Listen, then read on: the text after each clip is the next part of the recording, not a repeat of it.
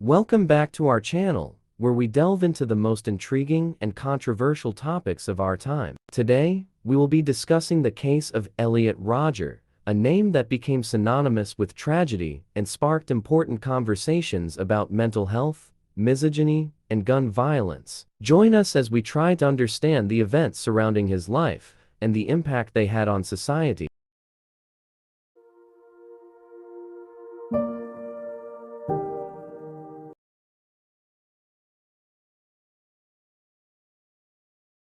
Before we dive into the details, let's provide some context. Elliot Rodger was a young man who became infamous for the 2014 Isla Vista killings in California. His actions shocked the nation and raised questions about mental health, misogyny, and the darker aspects of online communities. To understand what led to this tragedy, we need to explore Elliot Rodger's background and mindset. Elliot Rodger was born on July 24, 1991, in London, England, but later moved to the United States with his family. Throughout his life, he struggled with social interactions and a sense of isolation. Rodger's parents divorced when he was young, and he had difficulty fitting in at school, leading to feelings of resentment and frustration.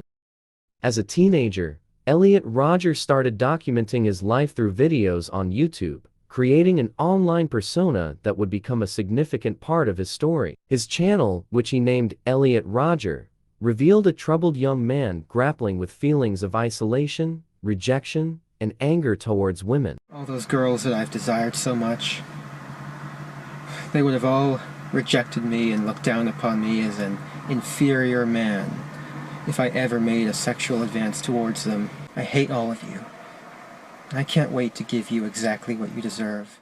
Elliot's videos depicted a deeply disturbed individual who blamed his lack of romantic success on women, society, and what he perceived as unfairness. These videos not only showcased his misogyny, but also his growing obsession with violence and a desire for revenge against those he felt had wronged him.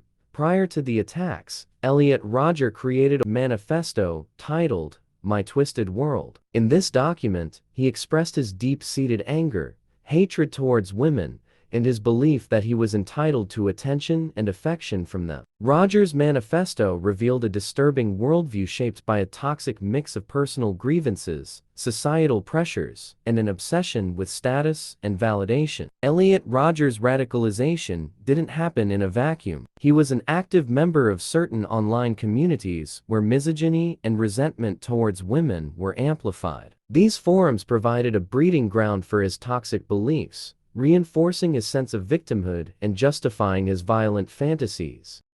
On May 23, 2014, Elliot Rodger carried out his deadly rampage, targeting random individuals and specifically aiming at women.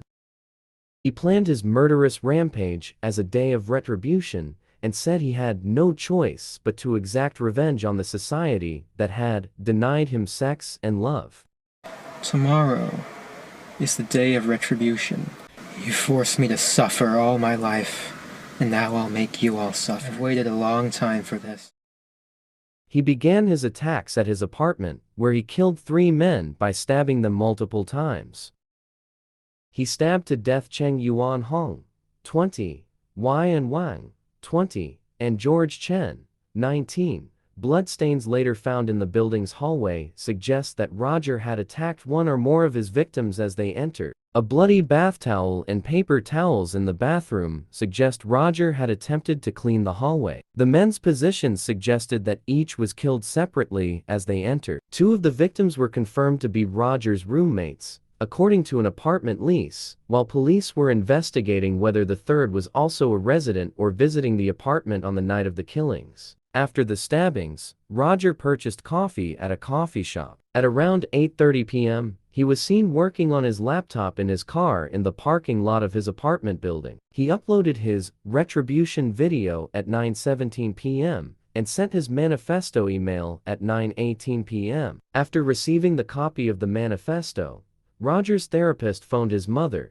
who, finding the retribution video on Rodger's YouTube channel, contacted Rodger's father. In separate cars, his parents left Los Angeles for Santa Barbara, calling Isla Vista police en route. Rodger specified that he planned to target the Alpha Phi sorority, whose members he had deemed the hottest at his college. "The kind of girls I've always desired, but was never able to have." Rodger drove to the Alpha Phi sorority house, where he knocked on the front door for a few minutes. After no one answered the door, he then began shooting people nearby. 2 women were killed and a third was injured. He shot and killed Catherine Cooper, 22, and Veronica Weiss, 19, members of another sorority, outside the Alpha Phi house. After I've annihilated every single girl in the sorority house, I'll take to the streets of Isla Vista and slay every single person I see there.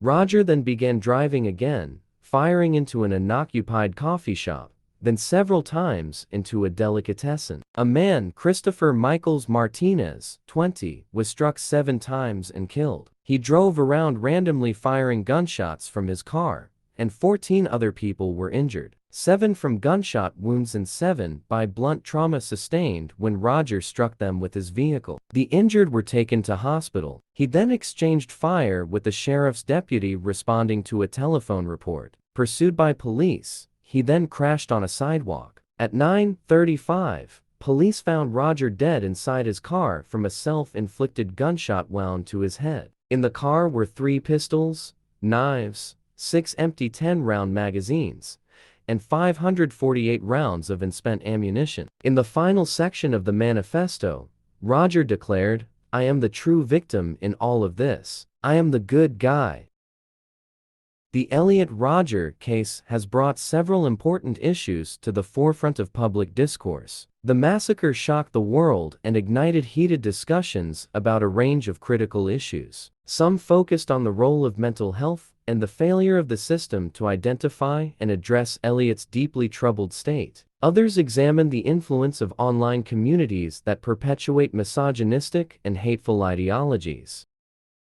In the aftermath, there were calls for change. Activists, organizations, and individuals rallied to raise awareness about misogyny, gun control, and mental health. The incident became a catalyst for broader conversations about societal attitudes towards women, the need for early intervention in mental health, and the prevention of future violence. Today, we've explored the story of Elliot Rodger, a deeply troubled individual whose actions had a profound impact on society. It is our hope that by discussing these difficult topics, we can raise awareness, encourage empathy, and foster a dialogue that leads to a safer and more inclusive world. Thank you for watching. If you found this video informative, please give it a thumbs up and subscribe to our channel for more thought-provoking content. Remember to take care of one another and stay vigilant against the signs of hatred and violence. Until next time, stay curious and keep learning.